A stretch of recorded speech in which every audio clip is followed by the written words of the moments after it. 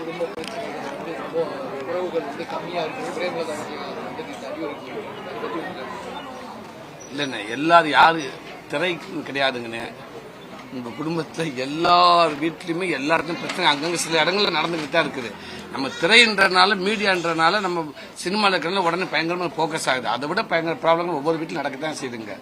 இந்த மீடியால பெருசா போக்கஸ் ஆகுது நம்ம சினிமா அப்படிங்கறதுனால கண்டிப்பா அதுவும் நல்லபடியா சால்வ் ஆன சந்தோஷம். எல்லாம் வேண்டிக்கங்க. யாரு யாரு சண்டை போட்டு பிரிய வேண்டாம், எல்லாரும் நல்லா இருக்கட்டும் வேண்டிக்க. இப்போ இந்த தாய்மாமன்ற ஒரு இதுல வந்துட்டு 3 பேர் பண்ணிருக்கீங்க. இதே போல நிறைய பேர் இன்னும் எழுதிகள் இருக்காங்க.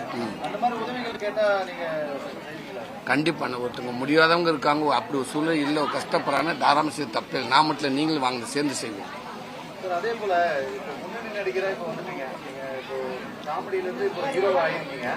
மேலும் இப்போ விஜய் போன பிறகு அந்த இடத்த நிரப்புறதுக்கு ஒரு ஆட்கள் போட்டி போட்டிருக்காங்க. அந்த போட்டியில நீங்க இருக்கீங்களா? சிவகார்த்திகேயன் சார் கூட அவரும் ஒரு காமெடியா இருந்தாரு, இப்போ ஹீரோ ஆயிட்டாரு, இப்போ நீங்களும் ஹீரோ ஆயிட்டீங்க. அடுத்த சூப்பர் ஸ்டாரா வரதுக்கு இந்த மாதிரி எல்லாரும் இடத்தும் யாரும் ஒரு இடத்த விட்டு பண்ண ஒரு இடத்த அப்படி கிடையாதுன்னு அவங்கவுங்க இடத்த அவங்கவுங்க தக்க வச்சுட்டு இருக்காங்க. விஜயானுங்கிறது இன்னைக்கு மிகப்பெரிய உச்சத்தில் இருக்காது. இன்னைக்கு அவரோட இருக்காங்க. அடுத்து ஒவ்வொரு ஆக்டரும் எல்லாரும் அவங்கவுங்க இடம் அவங்கவுங்க தானே இருக்கு. அதனால ஒன்றும் இல்லை.